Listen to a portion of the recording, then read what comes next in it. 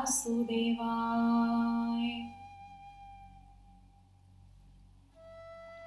हरे कृष्णा, जय सच्चे की हरि बोल। स्वागत है आप सबका मेरे इस कार्यक्रम में। और आज मैं फिर यहाँ उपस्थित हूँ एक और विशेष दिन को लेकर। कितनी सुंदर बात है कि प्रकृति हमें हर समय हर थोड़े दिनों में एक सुंदर दिन, एक सुंदर मौका देती है कि हम उस परम पिता परमात्मा को खुश कर सकें, अपनी गलतियों की क्षमा याचना कर सकें और उन विशेष दिनों पर पूजा उपाय छोटे छोटे करके अपनी सकारात्मक ऊर्जा, अपनी पॉजिटिविटी, अपनी आध्यात्मिक की यात्रा में और सबल होकर आगे बढ़ सके। तो चलिए, आज मैं एक और दिन के साथ उपस्थित हूँ और वो है शनि प्रदोष। इस बार का सावन मास बहुत ही अद्भुत संयोगों से भरा हुआ है। कैसे? जिस इसमें 5 सोमवार पड़ रहे हैं। इस बार के वर्ष में 5 सोमवार पड़ रहे हैं, 3 एकादशियां हैं, 2 प्रदोष हैं जो कि दोनों ही शनि प्रदोष हैं, और सबसे ऊपर हमारा है सोमवती अमावस्या। तो उन सब के बारे में हम धीरे धीरे बात करते आ रहे हैं और आगे भी करते रहेंगे। आज बारी है शनि प्रदोष की। कैसे उस शिव और शनि दोनों को एक ही साथ एक ही दिन में मनाएं, आइए जानते हैं। जिस प्रकार प्रत्येक माह की एकादशी प्रभु विष्णु के नाम समर्पित कर हम पूजा, आराधना, व्रत नियम करते हैं और ये उम्मीद रखते हैं कि हमारी मनोकामनाएं पूर्ण होंगी और होती भी हैं, उसी प्रकार प्रत्येक कृष्ण एवं शुक्ल पक्ष की एक त्रयोदशी यानी 13वीं तिथि को भी हम उसी आदर और श्रद्धा से मनाते हैं। ये शिव भक्तों के लिए एक अद्भुत दिन है, उस आदि शक्ति, उस आदि गुरु को मनाने का, उनसे कृपा पाने का। प्रदोष व्रत भोले भंडारी को अत्यंत प्रिय है और यदि हम इन दिनों का लाभ उठाएं तो हमें इस दिन का व्रत जरूर रखना चाहिए। और यदि किसी कारणवश हम व्रत नहीं रख पा रहे हैं तो कथा, पूजा, आराधना, जाप जरूर करना चाहिए, क्योंकि इस दिन की ऊर्जा ही ऐसी होती है जो हमारी भावनाएं, हमारी प्रार्थनाएं उस भोले भंडारी तक जरूर पहुंचती हैं। इस व्रत को प्रदोष व्रत इसलिए कहते हैं क्योंकि इसकी जो पूजा होती है वो संध्या काल, प्रदोष के समय होती है। प्रदोष काल जो कि हमारे सूर्य अस्त के आसपास होता है, ये लगभग 4 बजे से 6:30-7 बजे तक जाता है। तो कहते हैं कि प्रदोष व्रत की पूजा जो होती है वो मेनली प्रदोष काल जो कि सूर्यास्त के आसपास है तब करनी चाहिए। कहते हैं इस काल में, इस प्रदोष काल में भोले भंडारी अपनी गौरा संग बहुत ही सुंदर सौम्य और प्रसन्न मुद्रा में बैठे रहते हैं। तो इसी काल में जब हम भक्तजन उनकी आराधना करते हैं, उनकी पूजा वंदना करते हैं, तो वो अति शीघ्र प्रसन्न होकर हम सबको हमारी मनोकामनाएं पूर्ण करने का आशीर्वाद देते हैं। प्रदोष व्रत अलग अलग वारों में पढ़ने से उसका महत्व अलग अलग हो जाता है, किंतु यदि यह शनिवार के दिन पड़े तो यह सबसे उत्तम माना गया है और अधिक फल देने वाला माना गया है। शनि और शिव को एक साथ मनाने का यह अद्भुत दिन है। इस दिन के व्रत को रखने से जीवन में सफलता आती है, पदोन्नति होती है, संतान सुख की प्राप्ति होती है और हम अपने हमारे बुरे कर्मों से हम निजात पा सकते हैं, उनसे राहत मिलती है। कैसे? क्योंकि शनि देव न्याय के देवता है, वो हमेशा से ही न्याय करते आए हैं, उन्होंने कभी किसी का बुरा नहीं करा। ये न्याय कर हमें हमारे ही कर्मों के अनुसार हमें उत्तर मिलता है, इसीलिए वो न्याय देव, अनुशासन के देव कहे गए हैं। शनिवार का दिन है तो हमें शनि बाबा को भी तो मनाना है, और शनि देव को मनाने का सबसे सरल, उत्तम और सदियों से चला आता हुआ उपाय है पीपल वृक्ष की पूजा।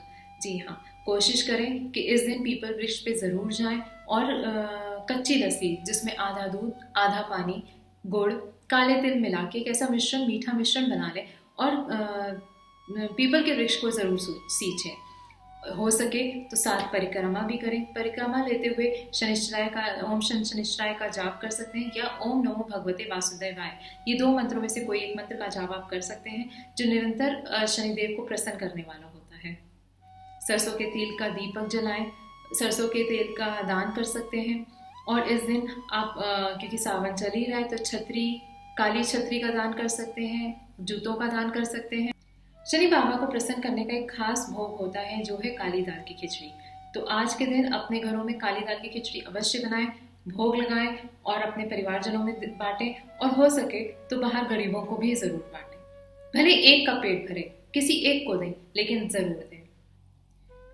भोले भंडारी को सफेद रंग अति प्रिय है, तो कोशिश करें इस व्रत में सफेद वस्त्र पहने, बाबा को सफेद अंगोछा चढ़ाएं, सफेद मिष्ठान मिठाई का भोग लगाएं।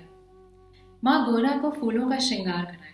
माँ गौरा को श्रृंगार का सामान अर्पित करें, चूड़ी, बिंदी, कुमकुम, मेहंदी इत्यादि, जो आप कर सकें, जो आपसे बन सकें। अगर किसी महिला को दान दे सकें तो वो भी करें। श्रृंगार का सामान आप किसी को दे भी सकते हैं। साथ ही साथ ये शनिवार का दिन है, तो शनिवार के दिन होने से शिवलिंग पे आप काले तिल भी चढ़ा सकते हैं। आप में से जो कोई भी प्रदोष व्रत की शुरुआत करना चाहते हैं, तो कल एक बहुत विशेष दिन है जिस दिन से आप इस व्रत की शुरुआत कर सकते हैं। कितने व्रत करने चाहिए?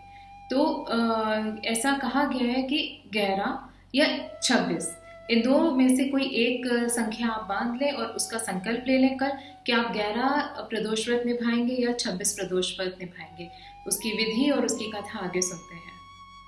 तो अब जानते हैं व्रत विधि।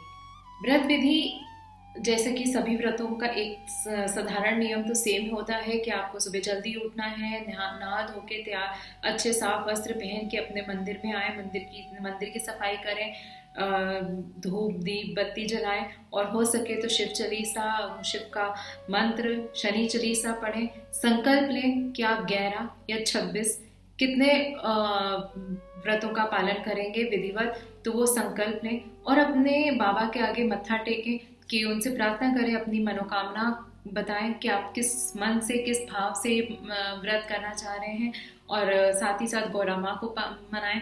तो ये एक नियम होता है। साथ ही साथ फिर संध्या काल में आप मेन पूजा करेंगे शिव जी की।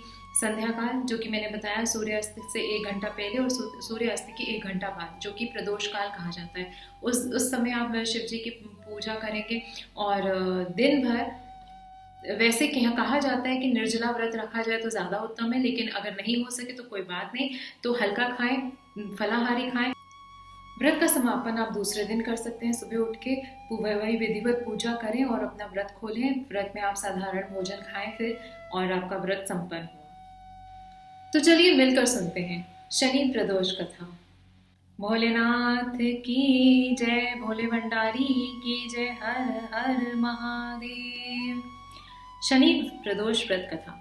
बहुत समय पहले की बात है। एक नगर में बहुत ही समृद्धशाली सेठ रहता था। उसके घर में धन दौलत की कोई कमी नहीं थी।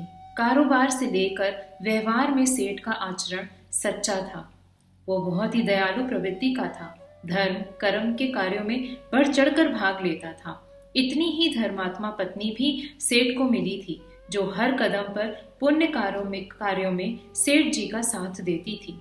लेकिन कहते हैं भगवान अपने भक्तों की परीक्षा लेते हैं। उनके घर में एक ऐसा दुख था जिसका निदान दाम्पत्य जीवन के कई बसंत बीतने के बाद भी नहीं हो रहा था। दंपति को इस बात का दुख था कि वे विवाह के कई साल बीतने पर भी उनकी कोई संतान नहीं है। इसी दुख से पीड़ित दंपति ने तीर्थ यात्रा पर जाने का निर्णय लिया। दोनों गांव की सीमा के बाहर से निकले ही थे कि मार्ग में बहुत बड़े प्राचीन बरगद के नीचे एक साधु समाधि में लीन हुआ देखते हैं।